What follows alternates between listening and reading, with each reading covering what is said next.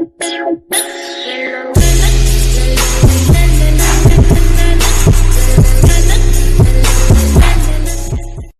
back to the channel everyone. I hope you guys are doing absolutely fine. Previously we have discussed about what is function and how we can declare functions in C. If you guys haven't seen the video yet, I would recommend you guys to see those previous videos before starting this video. And the link for those videos will be there in the description, you can check that out. And also the whole playlist of the C programming will be there in the I button, you can also check that out. And now in this video we'll discuss about function definition in C. Now let us first see what is a function definition. A function definition consists of block of code which is capable of performing specific task. For example, here is a block of code that performs addition for specific variable. Now here this add is the function and this particular block is the function definition.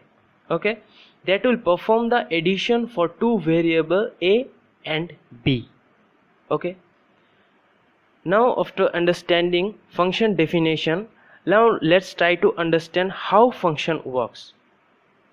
For better understanding, first I will write the program and then I will describe each and every part of the function.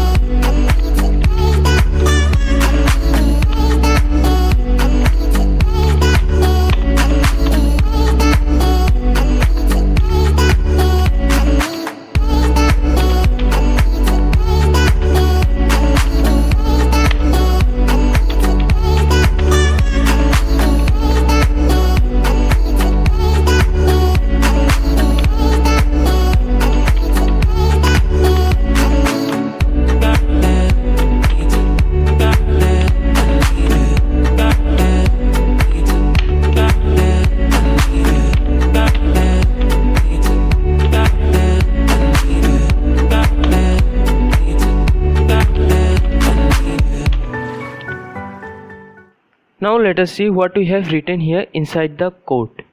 Firstly, we have written the preprocessor #include stdio.h. After that, here is the function. Firstly, I have declared the function as int add. Now here int is the return type of the function and add is the name of the function. After that, here comes the main function. And inside the main function there are three variables x, y and sum. X contains the value 50, y contains the value 100 and sum doesn't contain any value. Whatever will be the result, it will get stored inside sum. Okay. After that we have written here as sum equal to add x comma y inside parenthesis. Now let's try to understand this piece of code. This is the way we can call a function. Remember, while calling a function, we should not mention the return type of the function. Also, we should not mention the data type of the argument. Remember the word argument. I will discuss about it later on. And one more thing, as I haven't mentioned the function definition before function calling, it is necessary to declare the function. So we have declared the function here. And also one more thing, it is not necessary to mention the name of the parameter in the function declaration. Now as we are calling the function here, so the control will pass over from here to this particular point. Now this is the function definition.